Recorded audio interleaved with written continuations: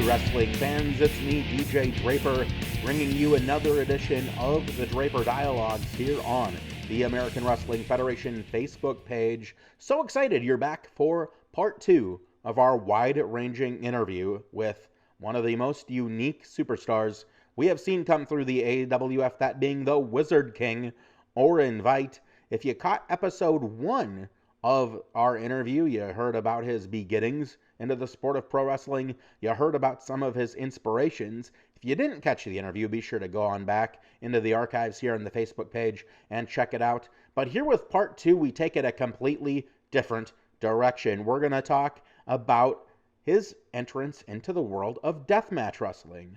We're going to talk about his position as one of the more controversial superstars in the AWF. We're going to talk about some of the crazy things he has done in deathmatch wrestling and so much more. We will warn you, some of the things described in this part of the interview may be a little difficult to stomach.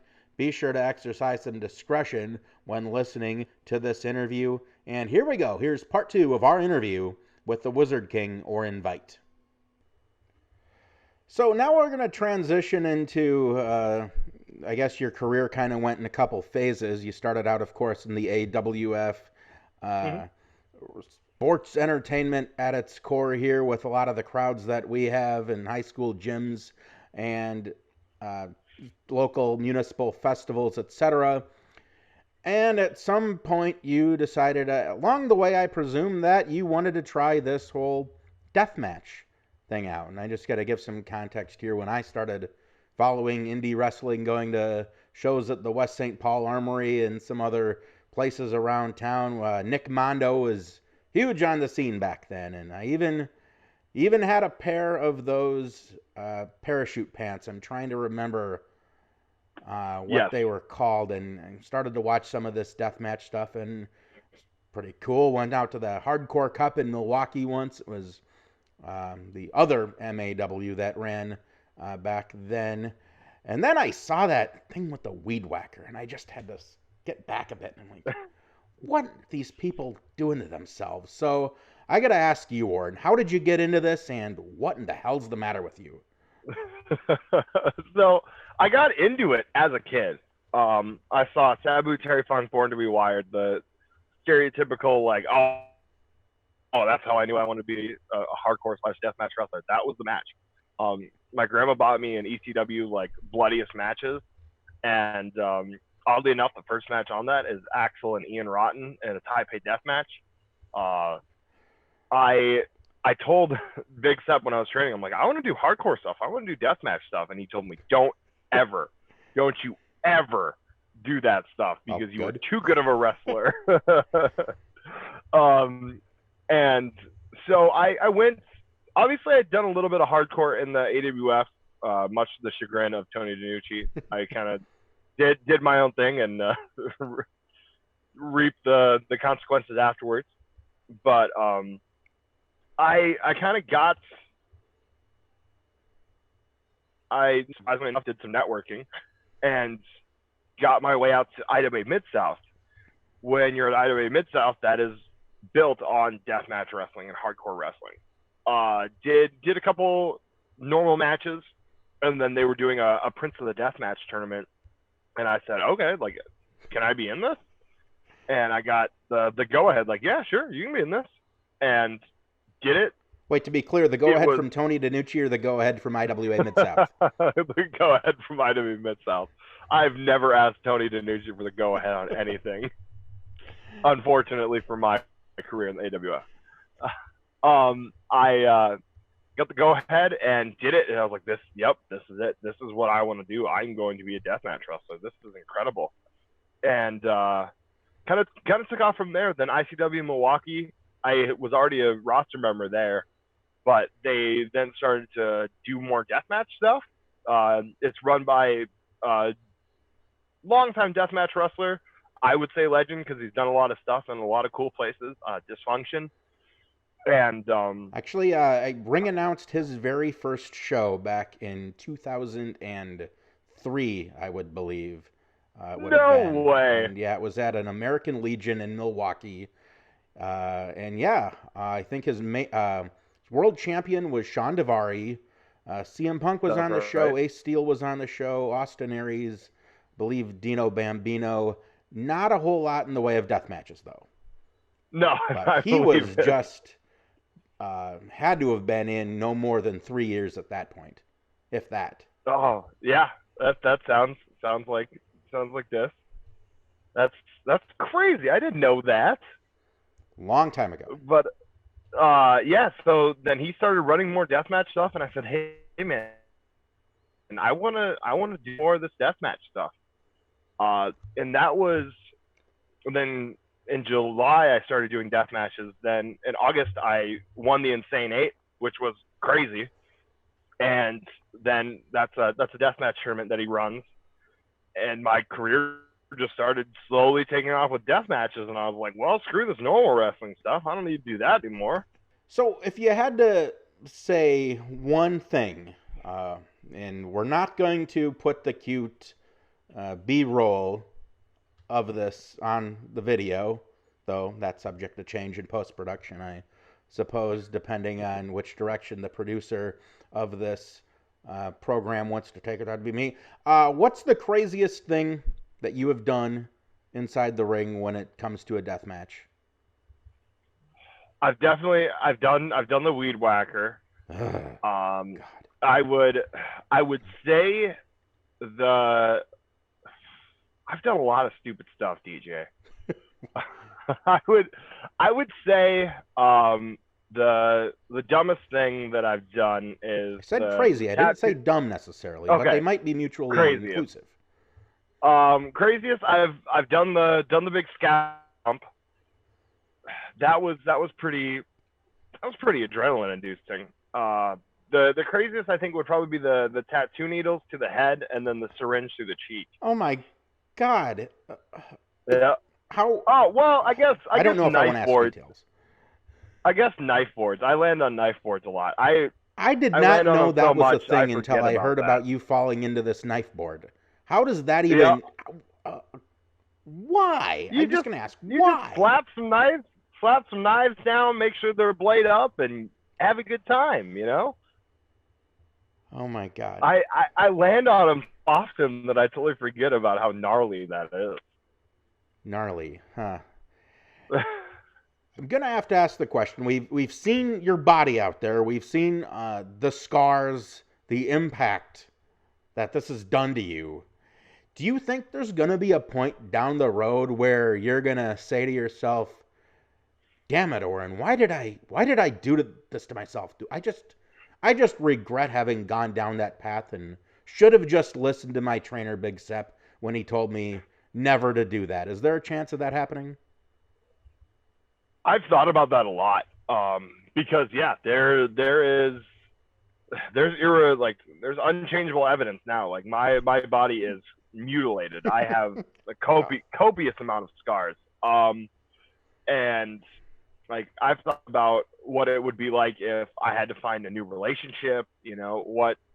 What's my son gonna think? He loves it.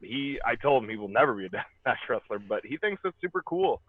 I don't think so. I think that I'm very proud of what I've done, and where death matches alone have taken me. So I think these scars are a good story, and some of them I can point at them and say like, hey, this happened from this and this happened from that. A lot of them are like, I don't know where that one happened. Maybe here. But I don't think so. I think that there's that I'll wear pretty proudly. But I do get a lot of weird looks. Like when gyms are open, you can tell people, oh, does he have some type of disease, or like a Benjamin Stacks always gives me crap and says like, you look distinct. Those are put those away. So here in the AWF, you've been rather provocative, shall we say. You've said some things, even on our own television program, which, to be frank, I'm shocked the censors allowed to go over the airwaves. In this sport, when you have so many wrestlers just wanting to stay on the rails when it comes to their remarks and to how they talk about things. And maybe that's something we're trying to change a little bit here with this show. And I know some the other podcasters and other digital media are trying to change, perhaps. What made you decide to be so provocative? And it might not have even been a conscious decision, but why do you think that you're different from so many others in that regard? I'm really glad that you're asking this question, because I've never had like a good chance to answer it, not on like a public forum. I think a lot of it is I've never been a yes man. I've never been somebody that just says what he's supposed to say just to keep his spot or keep his position. I feel what I feel and I see what I see, and to me that reflects more on me positively if I'm calling a spade. If I'm calling out what I see as wrong as wrong. I might not do it in the best way. I definitely do it in a very public way. I don't take to the side, but I think that a big reason for that is I want people to know that what they're getting from me is what they're getting. I don't want them to be like, well, he's telling me this, but what is he actually feeling? Like, they know. Everybody knows, whether it's Tony DiNucci or anybody else. They know how I feel and why I feel it, and I make it very clear. So that way, and granted, Tony and I have, for better or worse, gone back and forth a million times. He has kicked me out of the company a gazillion times, and he's even told me on this last go around that I've since I've been back, that he appreciates that I say what I say, because he knows what he's getting from me. He knows that, like, he knows who I am and what I kind of stand for, and he can respect that he's getting that from me. So I feel like that's a big thing, is I want people to know who I am and why I feel that way. Earlier on, you mentioned a little bit about the legacy that you want to leave in the sport. What do you have to do that you haven't had the chance to do yet? Do you have any goals, either in the AWF or elsewhere? What's ahead for you, Orin Veidt, in the sport? Man, well, for one, I need a longer than one night AWF title reign. Was that even a full night? No, I don't think so. I think Alexandria, Minnesota. I'm trying to remember the Yep, month and the day. Yep, it was Alexandria, the first ever Orin in the Bank cash-in. And so I definitely want that. Oddly enough, I genuinely do want that, just because that's where I started. It's where I came from. And I never really got that chance, probably due to my own fault. But I've really been lucky enough to do everything that I wanted to do in my career so far. There's some big deathmatch tournaments, like Tournament of Death, the IWA King of the Deathmatch. There's a lot of big things like that. But like, I've been to Japan and I'm barely, like, just 5 years in. That was my goal, my unrealistic, lofty goal that I set for myself starting wrestling was, you have 5 years to get to Japan. If you can't get to Japan in 5 years, you need to reconsider what you're doing. And I did it. I did it before 5 years. And that blew my mind. It was so surreal to me that was the case, that this lofty goal that I thought there was no way that's happened. I've got to go to Mexico, which I didn't even know I wanted, but now can't wait to go back. I've done a lot of really cool things in a career for somebody that probably had no right to having this career, but I've worked hard at it, and I've had a really awesome career so far, and I'm just getting started. Gotta say, you've got a pretty broad perspective on things, as you said, 5 years in, with the controversy, with the provocative comments, how you're able to be, at the end of the day, so grounded as you look from a 30,000 foot view on this sport. I've got to say, I would hope most of the fans are pretty impressed with that takeaway. Before we let you go, we're going to switch to some questions that we had from social media and some other random ones. Adam on Facebook asks, what's your favorite match that you've been a part of? Ooh, favorite match. That's easy. Versus G-Raver at GCW. It was January 12th, 11th, or 12th of last year in Chicago for GCW 400 Degrees. That was my breakout in GCW, and it really put me on the map. That was, if you can stomach deathmatch wrestling, that is the match to watch. DNDDT, hope I got that right there, on Twitter. Who is your favorite opponent, and why is it Tony DiNucci? Have you even had the opportunity to lock up with Tony DiNucci in the ring? It's 3 times. 3 times. I wasn't even Orin Veidt then. I wasn't even Orin Veidt when I wrestled. Oh, Tony there was DiNucci. the Eaglebrook Church. Was that right? Was that? Yep. There was Eaglebrook All Church. comes back quickly. Yeah, which was oddly really cool for somebody like me. I was like, oh, this is really cool. And then there was the show later that weekend that Tony and I wrestled in the main event on. His brother was there, I want to say. Oh, yes, that was the Rosemont Leprechaun days. That's the one. Huge crowd that we had to see Surprisingly, Jason yeah. Perry, who's made it in the music business. When you talk about 2 brothers that could not be more diametrically different, level-headed, calm, Jason Perry, and then his brother, Tony DiNucci, who is never dialing it below an 11 ever, and just to see those 2 interact was something else.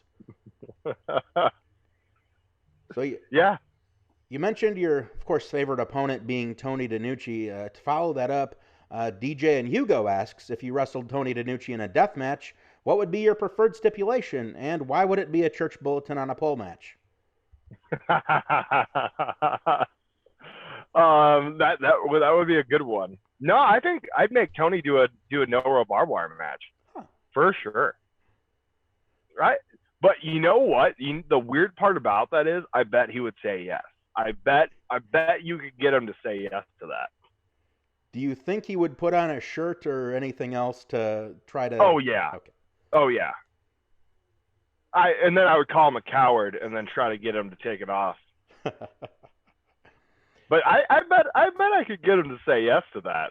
I mean, he's had hardcore matches. I've watched him. He's never had them with me, but I bet I could get him to do one. I bet I could get him to do no rope barbed wire. And you had the one, I don't know if we'll call it a death match, but you and I believe Damon Spriggle went at it at the Nordic Brewing Company, where there was some destruction done. So I think there is capacity within the AWF. I don't know for necessarily no rope barbed wire, but what do you think it's going to take to get Tony DiNucci to maybe go ultraviolet with you? Violet, not violet. Ultraviolet lights, maybe, huh? Oh yeah. I mean, I bet if I told him that, because oddly enough, as much as I irritate him, I know he's got some respect for what I do. So I think if I pitched it just right, I could get him to give in at least to some good hardcore, maybe some thumbtacks and some doors and a little bit of lunacy in the AWF. I know he will never allow glass in the AWF, but I bet I could get him to do some thumbtacks and doors. Well, if you just introduce the glass to the ring, then he's in yeah, there. Yeah, he can't do it. What's he going to do about it? Then he'll just fire you again, right? Yeah, I mean, after the match. Nate on Twitter asks, favorite side slam, best Falcon Arrow? Favorite side slam, Dino Bravo, period. Dino Bravo guy. I'm a big fan of Dino Bravo. If you aren't a fan of Dino Bravo, you don't like good wrestling, is my take on that. Best Falcon Arrow is probably me, for sure. I have multiple variations of it. Sometimes I'll run across the ring. Sometimes I'll run across the ring and throw the guy. Sometimes do it off the top. Sometimes do it in the middle. You know, I'm a versatile player. BWS, we'll call him on Twitter, wants to know more about your experiences wrestling over in Japan. and specifically your death match against Takeda. Oof. Any recollections there? That Takeda match is infamous. It is infamous because there was a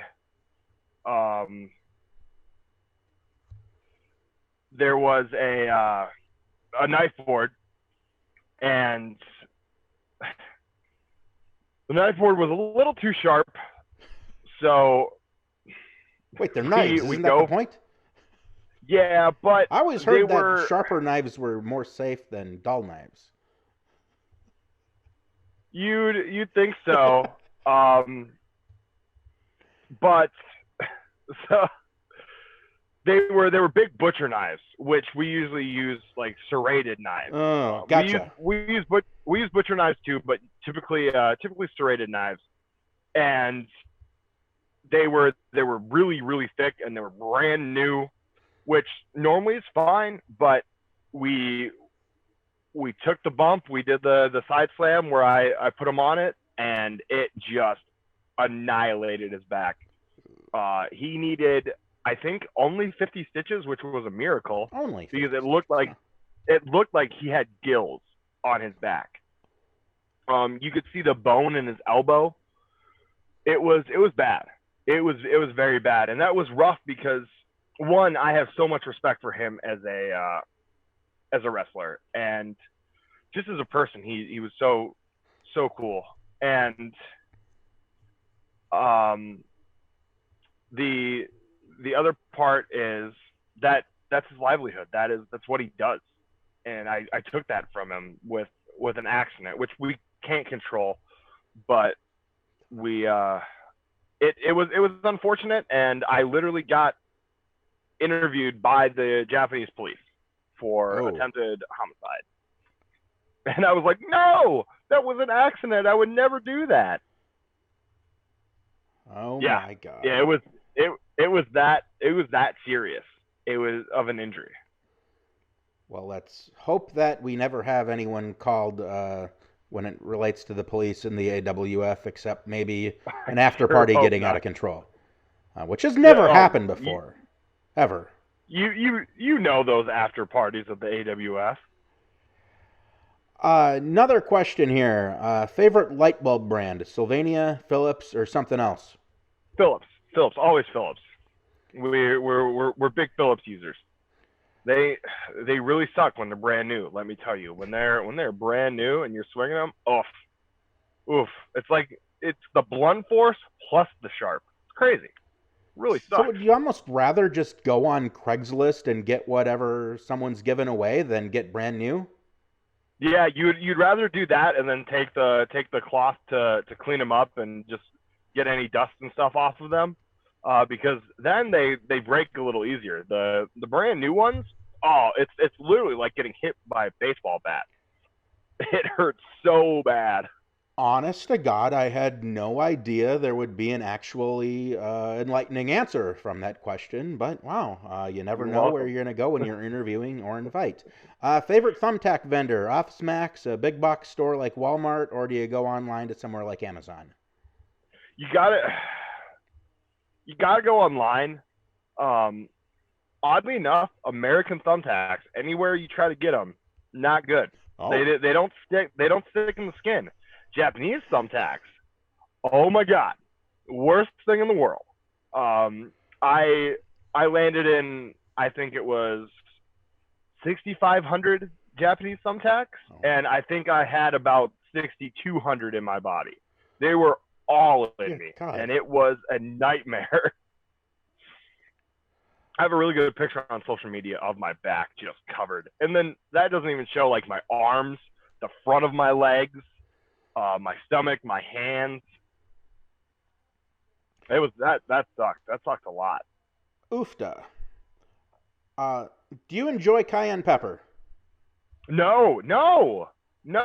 That's like tear gas. Kyle Pro broke a jar of cayenne pepper in a rookie deathmatch tournament, and like there's rookie deathmatch tournaments. My God, that's a thing. It's a thing. And it tear gas the whole venue, which can only hold like 150 people. It was a nightmare. And then, like, I had to go in and sub in the main event as, like, the final boss of the tournament, which was really fun.